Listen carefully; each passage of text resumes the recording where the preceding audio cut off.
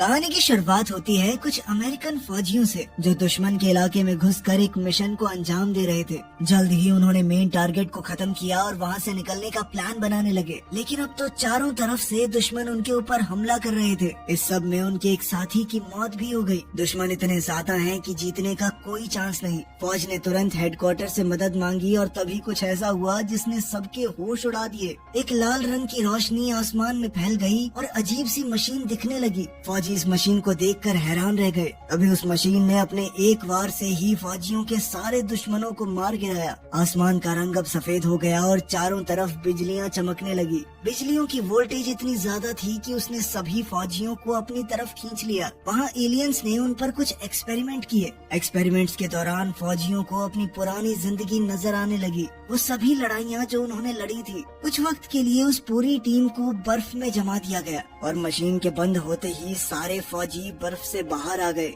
उन्हें कुछ भी समझ नहीं आया कि उनके साथ हुआ क्या। उन्होंने उल्टी करके सारा लिक्विड अपनी छाती से निकाल दिया, क्योंकि जैक्स ने कहा था कि ऐसा करके वो अपनी जान बचा सकते हैं, लेकिन उसे ये सब कैसे पता ये वो भी नहीं जानता। उन लोगों को समझ नहीं आ रहा था कि आखिर वो कहाँ पर हैं। उन्हें ऐसा लगने लगा कि शायद रशियन या चाइनीज फौज ने उन्हें किडनैप कर लिया है। पर मशीन के अंदर जिस तरह के निशान थे वो धरती के लोगों के लग ही नहीं रहे थे। तभी रेयस को एक प्लेट दिखी जिसमें उसका और उसकी यूनिट का नाम लिखा हुआ है, लेकिन वो इस अजीब भाषा को कैसे पढ़ पा रहा था ये उसे भी नहीं पता। फौजियों ने जल्दी से अपनी बंदूकों में गोलियां भर ली। उन लोगों को सिर्फ अपनी आखिरी लड़ाई याद है, उसके पीछे का सब भूल चुके हैं वो। तभी उनके लीडर केली ने कहा कि इससे पहले हमें दुश्मन ढूंढ ले, हमें यहाँ से निकलना होगा। बाहर निकलते वक्त उन्हें एक दरवाजा नजर आया, लेकिन बार बार बटन दबाने पर भी वो नहीं खुला। तो सभी फौजियों ने अपनी पूरी जान लगाकर दरवाजे को खोल दिया। थोड़ी देर आगे चलकर उन्हें फिर से एक दरवाजा मिला जो बहुत बुरी तरह से बंद था।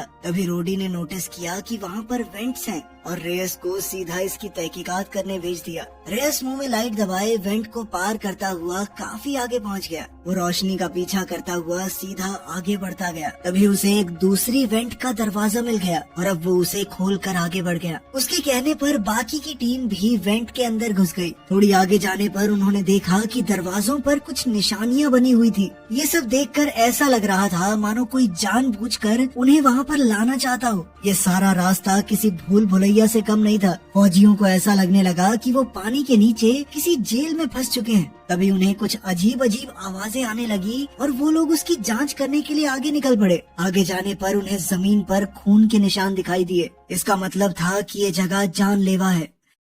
थोड़ी और आगे बढ़ने पर उन लोगों को धुआं नजर आया और धुएं के बीच थी कुछ लाशें जिनके सर नहीं थे। केली गिब्स और रियस के साथ अंदर गया तो उसे एक और डेड बॉडी लटकी हुई मिली, जो कि एक अजीब से टेबल से लटकी हुई थी। वहीं पर एक जिंदा औरत भी मौजूद है जिसके हाथों में हथकड़ियां थी। उस औरत का नाम है रावी। उनमें से कोई भी उसकी भाषा समझ नहीं पा रहा था। फौजियों ने एक लीवर खींचा ताकि वो उस लड़की को छुड़ा सके। तभी एक भयानक एलियन अचानक से गिब्स के सामने आ गया और अपने बड़े पंजों से उस पर वार करने लगा और इस तरह उसे पिछले कमरे में फेंक दिया। नैश एक अजीब सा हथियार ढूंढने लगा। तीनों लोगों को पास से ही आवाज सुनाई दी और वो तुरंत अपने दोस्तों की मदद के लिए भागे और दनादन फायरिंग शुरू कर दी। उन आम गोलियों का एलियन के ऊपर कुछ खास असर नहीं हुआ और एलियन ने उन तीनों फौजियों को एक ही वार में गिरा दिया। जब केली ने गोली चलाने की कोशिश की तो एलियन ने तुरंत उसका हथियार छीनकर उसे गले से पकड़ लिया। एक पल के लिए वो उसे घूरने लगा, फिर उसे भी दूर फेंक दिया। जब एलियन ने जैक्स नाम के फौजी पर हमला किया तो नैश ने उस अजीब हथियार को रोडी को थमा दिया। रोडी आखिर में उसे एक्टिवेट करने में कामयाब हो गया और एलियन पर गोलियां चलाकर उसे गिरा दिया। फौजियों को लगा कि एलियन मर गया और वो उसके पास चले गए, लेकिन फिर वो एलियन अचानक से दहाड़ने लगा। तभी रावी ने आगे बढ़कर उस पर गोली चलाई और उसे सच में मार दिया। इसके बाद रावी ने कुछ ऐसा कहा जो दूसरों को समझ नहीं आया और फिर वहाँ से चली गई। जब बाकी सबने उसका पीछा किया तो पता चला कि गिब्स अब मर चुका है। तभी एक और एलियन वहाँ आ गया। केली उस पर धड़ाधड़ गोलियां चलाने लगा और सबको भागने के लिए कहा। एलियन ने अपनी लेजर गन से फायर किया और रावी को जख्मी कर दिया। जल्द ही कुछ दूसरे मॉन्स्टर्स का एक ग्रुप उस एलियन के पीछे आ गया और उन्होंने भी फायरिंग शुरू कर दी। केली ने रावी की मदद की और सब लोग भाग गए। एक लड़ाई शुरू हो गई जिसमें दोनों तरफ से लगातार फायरिंग होने लगी। सोल्जर्स जल्दी से अगले कॉरिडोर में जाके छुप गए और रोडी ने मौका देखते ही एक लीवर खींचकर दरवाजा बंद कर दिया। केली ने एक छुरा दरवाजे और दीवार के बीच में अटका दिया ताकि एलियन उसे खोल न सके। फिर उसने जैक्स से कहा कि जल्दी से रूडी के साथ जाओ और बाहर निकलने का रास्ता ढूंढो। एलियन उस दरवाजे पर जोर लगाने लगा, जिसके बाद फौजी समझ गए कि ये ज्यादा देर तक नहीं टिक पाएगा। जैक्स और रूडी तारों के जंजाल से होते हुए ऊपर चढ़ने लगे। रियस ने बाकी टीम को कहा कि वो उन दोनों के पीछे जाएं और खुद एलियन का ध्यान भटकाने के लिए वहीं रुक गया। जैसे ही दरवाजा खुला, रियस ने पहले एलियन को गोली मार दी और दरवाजा दोबारा बंद हो गया। लेकिन अब सारे मॉन्स्टर्स अंदर घुस चुके हैं। रियस भी तुरंत अब उस होल की तरफ भागने लगा। जैसे ही वो वेंट तक पहुंचा तो एक एलियन उसका पैर पकड़कर उसे बाहर खींचने लगा और बेरहमी से उसे मार दिया। दूसरे मॉन्स्टर ने अंदर झांका तो रूडी ने उसका सर उड़ा दिया। टीम ने वहां से निकलने का रास्ता ढूंढ लिया और कुछ लोहे की बीम्स को हटाकर एक रूम में घुस गए। जिसके बाद केली ने रोडी से पूछा कि तुम्हें ये एलियंस का हथियार चलाना कैसे आता है, लेकिन रोडी को कुछ भी याद नहीं था। जैक्स रावी के घाव की देखभाल करने लगा, लेकिन रावी ने कहा कि वो ठीक है। उसकी बातों को केली ने ट्रांसलेट करना शुरू कर दिया क्योंकि उसे रशियन आती थी। फिर उसने बताया कि ये मॉन्स्टर्स असल में एलियन है। उसने ये भी बताया कि हम सभी लोग एक स्पेसशिप के अंदर हैं। इसी बीच एलियंस रेस के शरीर के टुकड़े कर रहे थे और फिर वो एक डिवाइस के जरिए उसकी यादों को देखने लगे। इस तरह उन्होंने सब कुछ जान लिया जो सिर्फ टीम के मेंबर्स को पता था। रेस की यादों को देखने के बाद एलियंस ने एक खास डिवाइस को एक्टिवेट किया। उधर रावी ने फौजियों को बताया कि जिसका चेहरा निशानों से भरा हुआ है ना, वही है उन एलियंस का लीडर। उसने ये भी बताया कि दीवारों पर मोशन सेंसर लगे हैं और ये एलियन मजे के लिए सिर्फ हमारा शिकार करना चाहते हैं। अगले कमरे में एक पुल था जो कि एक बहुत गहरी खाई के ऊपर बना था। उसके आसपास हजारों लाइटें चमक रही थी। जैक्स ने उन्हें ध्यान से देखा तो पता चला कि वो बल्ब नहीं बल्कि कैप्सूल हैं, जिनके अंदर लोगों के शरीर बंद हैं। रॉबी ने उन्हें स्लीपर्स कहा और जोर दिया कि हमें जल्दी से आगे बढ़ना होगा। कुछ देर बाद टीम एक हैंगर जैसे कमरे में पहुंची जहां काफी सारे कंटेनर्स थे। रावी ने बताया कि ये कंटेनर्स उस सामान से भरे हैं जो एलियंस ने धरती से चुराया था। रोडी को ये सोचकर अजीब सा लगा कि एलियंस अटैक क्यों नहीं कर रहे।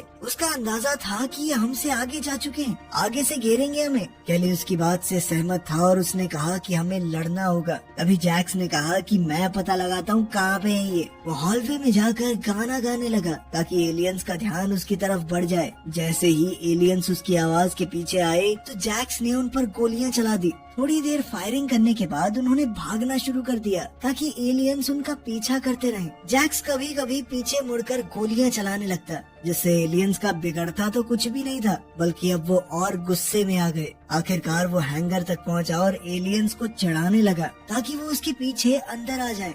जैसे ही वो उन सबको लेकर अंदर पहुंचा, नैश ने उनमें से एक के सर पर स्नाइपर से गोली चलाकर उड़ा दिया। फिर बाकी टीम भी चारों तरफ से बाहर निकली और सब एक के बाद एक गोलियां चलाकर एलियंस को एक एक करके मारने लगे। लेकिन जैसे ही सब कुछ खत्म हुआ, रॉबी कहने लगी कि ये सब कुछ बहुत आसान था, हमने इतनी आसानी से कैसे मार दिया उन्हें, कुछ तो दाल में काला है।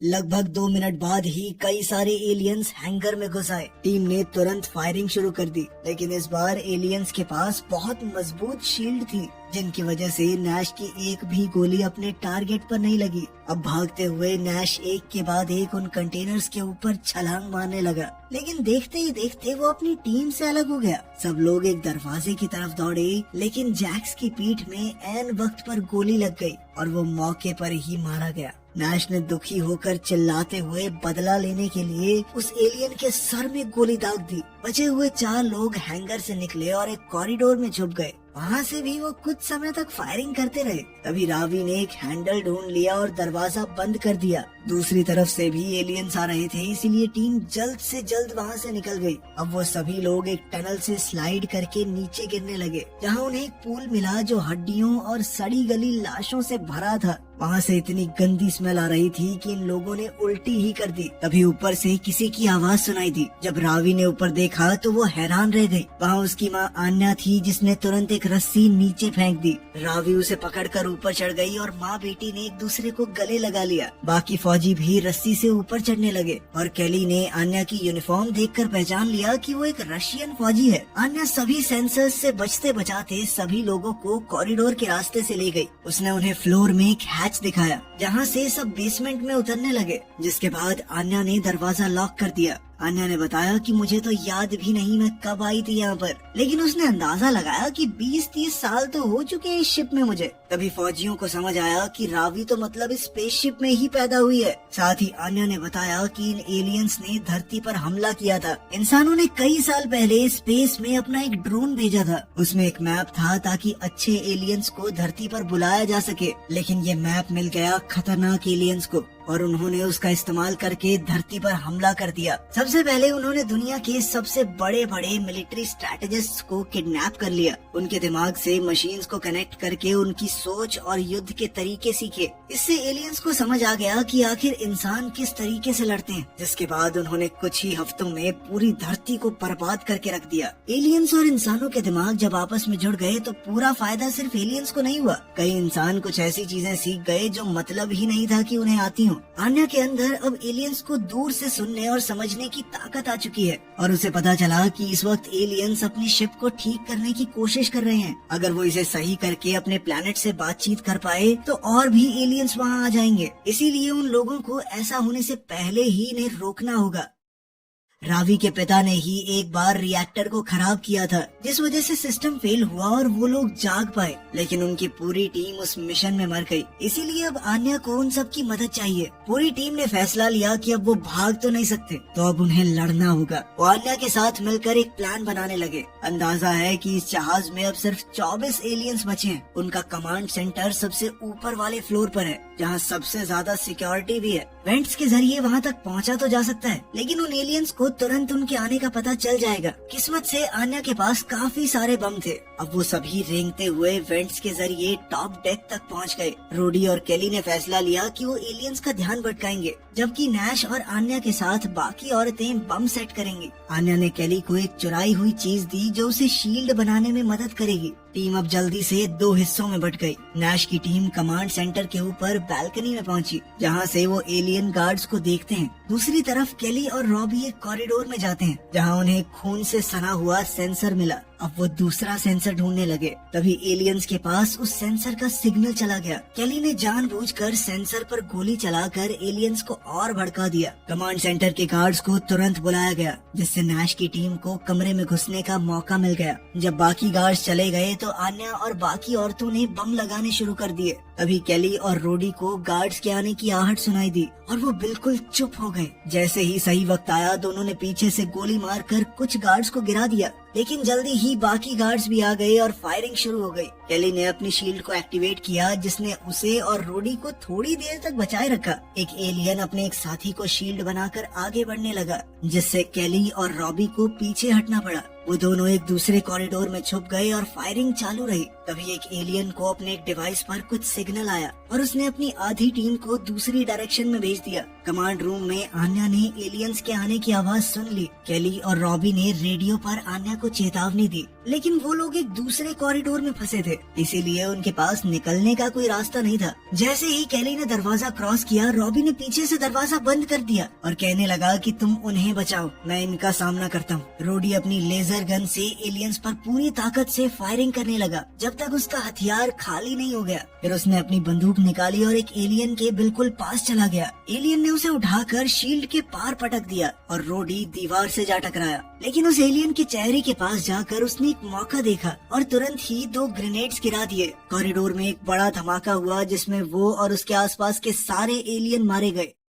एलियंस की दूसरी टीम कमांड रूम तक पहुंच गई, जहां बचे हुए इंसानों ने तुरंत फायरिंग शुरू कर दी। शुरुआत में तो उन्होंने कुछ एलियंस को गिरा दिया, लेकिन थोड़ी देर बाद ही और भी एलियन वहां आ गए और इस बार वो बहुत सारी शील्ड्स लेकर आए थे। तभी अचानक एक बड़े से एलियन ने फायरिंग करके आन्या को जख्मी कर दिया। ये देखते ही रावी चीख उठी, माँ, और नैश को उसे खींचकर वहाँ से ले जाना पड़ा। जब रावी ने देखा कि आन्या मरते मरते भी बम का रिमोट निकालने लगी, तो वो समझ गई कि अब सब कुछ खत्म होने वाला है। उन बमों के एक्टिवेट होते ही एक जबरदस्त धमाका हुआ, जिसमें पूरा कंट्रोल रूम, रिएक्टर और उसके आसपास के सभी एलियंस उड़ गए। कॉरिडोर में नैश ने देखा कि और भी एलियंस आ रहे हैं। उसने रावी को एक हैच में छुपा दिया दिया और खुद उनका ध्यान भटकाने के लिए जोर जोर से चिल्लाने लगा। अब एलियंस उसका पीछा करने लगे, लेकिन किसी को भनक भी नहीं लगी कि रावी भी वहाँ पर है। नैश भागते हुए एक ऐसी जगह पर फंस गया जहाँ से आगे जाने का रास्ता ही नहीं था। एलियंस ने उसे हर तरफ से घेर लिया और नैश ने गोली चलाकर जितनों को मार सके उतनों को मार गिराया।